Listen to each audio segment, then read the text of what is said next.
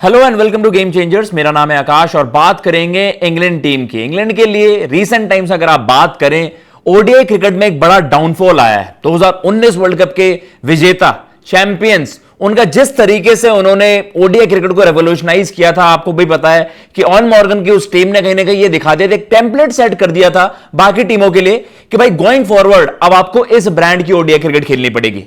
लेकिन अगर हम आज 2025 में खड़े हैं और सबको पता है कि भाई रीसेंट टाइम्स में इंग्लैंड टीम किस तरीके से उनकी ओडीआई क्रिकेट एटलीस्ट की बद से बदतर हुई है। चाहे आप बात कर लीजिए 2023 वर्ल्ड कप में जिस तरीके से एक कंप्लीट फेलियर था उस टीम के लिए, जिसको ये माना जा रहा था कि भाई ये तो ऑल कंडीशन टीम है, चाहे सब कॉन्टिनेंट हो चाहे इंग्लैंड हो, इसके पास वो फायर पावर है जो किन्हीं भी कंडीशंस में वो दूसरी टीमों को डोमिनेट वहां पर कर सकती है। लेकिन ओडीआई वर्ल्ड कप से शुरुआत हुई और अब रीसेंट टाइम में देखा जाए तो चैंपियंस ट्रॉफी में भी एक बहुत बड़ा फेलियर वहां पर। और उसके अलावा जो हम बायलैटरल सीरीज की भी बात कर रहे हैं, अगर आप पिछले साउथ अफ्रीका के वर्सेस 3 बड़े मुकाबलों की बात कर रहे हैं या पिछली 3 आउटिंग्स की बात कर रहे हैं, तो जो जीत का जो मार्जिन है वो भाई बढ़े ही जा रहा है और कहीं ना कहीं दिखा रहा है कि इतना स्टार स्टडेड लाइनअप इंग्लैंड का, फिर भी उसके बावजूद रिजल्ट्स क्यों नहीं आ रहे हैं। और कह सकते हैं कि रैंकिंग्स में इस तरीके का वहां पर गिरावट आई है कि आप देख सकते हैं आज वो 8th रैंक्ड ओडीआई टीम है। किसने सोचा था इस तरीके का डाउनफॉल आएगा। लेकिन आज जो इस वीडियो में हम आपको एक्सप्लेन करेंगे कि भाई आज तो ये है कि चलिए अब ओडीआई क्रिकेट पर उतना फोकस एज ऑफ नाउ तो नहीं है, लेकिन जैसे ही 2027 का ओडीआई वर्ल्ड कप वहां पर आएगा तब आप इन चीजों को बहुत ज्यादा हाईलाइट करोगे, क्योंकि आपको क्वालिफिकेशन समझानी बहुत ज्यादा जरूरी है। और क्यों जो पहले वेस्ट इंडीज को लेकर चर्चा हो रही थी, आज उसी ब्रैकेट में आप इंग्लैंड की भी चर्चा कर रहे हो।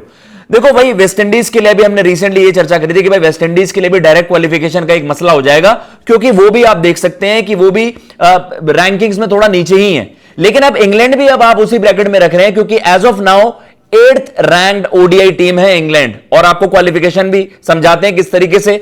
तो भाई अगर आप होस्ट की बात कर रहे हैं, वहां पर जो फुल मेंबर नेशंस है आईसीसी की, वहां पर हम देखते हैं कि आपके साउथ अफ्रीका और जिम्बाब्वे, साउथ अफ्रीका और जिम्बाब्वे तो डायरेक्टली क्वालिफाई कर जाएंगी, 2 टीमें तो ये हो गई। उसके बाद जो रैंकिंग्स में excluding the host south Africa, क्योंकि साउथ अफ्रीका आपके टॉप 8 रैंक टीम्स में से, अब साउथ अफ्रीका को भी अगर हटा दें तो आपके पास जो टॉप अगली जो 8 रैंक्स, जो टॉप 8 टीम होंगी वहां पर अगली टीमें वो डायरेक्टली क्वालिफाई करेंगी। तो मतलब साउथ अफ्रीका, जिम्बाब्वे, पहले उनका डायरेक्ट क्वालिफिकेशन हो जाता है और फिर इन लाइन जो आपके नेक्स्ट टॉप 8 रैंक्ड टीम्स हैं, जिसमें आप साउथ अफ्रीका को हटा दोगे तो इस तरीके से वहां पर होगा। तो इंग्लैंड, वेस्ट इंडीज और बांग्लादेश में भाई फिर वो जंग छिड़ जाएगी कि उस स्लॉट को कौन वहां पर पकड़ पाता है। क्योंकि ऑब्वियसली हमने देखा है जिस तरीके से आपकी, चाहे आप इंडिया की बात कर लीजिए, ऑस्ट्रेलिया, न्यूजीलैंड, श्रीलंका, भाई इतनी बड़ी गिरावट तो नहीं आने वाली कि वो टॉप 8 से वहां पर बाहर हो जाएं। तो ऑब्वियसली जो लड़ाई होगी वो इन्हीं टीमों के बीच वहां पर होगी। अब क्वालिफिकेशन मेथड, ये क्वालिफिकेशन का जो सिनेरियो है वो यही बनता नजर आ रहा है कि भाई अगर आपने उन टीमों में भी जगह नहीं बनाई तो आपको जो रिमेनिंग 4 टीमें हैं, क्योंकि इस टूर्नामेंट में जो ऑफिशियली आपका फुल टूर्नामेंट होगा वहां पर 14 टीमें पार्टिसिपेट करेंगी, 7-7 टीमों के 2 ग्रुप होंगे, फिर सुपर 6 की स्टेजेस है। लेकिन उसमें एक थोड़ा सा ट्विस्ट है, क्योंकि इस बार पॉइंट जो है वो कैरी फॉरवर्ड होंगे, जो आपके ग्रुप स्टेजेस के वहां पर होंगे वो सुपर 6 में भी पॉइंट्स कैरी फॉरवर्ड होंगे। तो उसके अलावा जो हम चर्चा कर रहे हैं कि भैया उन टॉप 8 में भी इंग्लैंड के लिए मुश्किल हो जाएगी अगर परफॉर्मेंस इस तरीके की वहां पर हुई, क्योंकि अगर आप लगातार मैचेस हारते रहोगे तो और ज्यादा डिप आ जाएगा। और अगर आप साउथ अफ्रीका, जिम्बाब्वे तो आपके डायरेक्ट क्वालिफिकेशन उनकी है, होस्ट है वो। नामीबिया क्योंकि फुल मेंबर नेशन नहीं है तो नामीबिया को क्वालिफिकेशन में ही, क्वालिफायर्स ही वहां पर खेलने पड़ेंगे।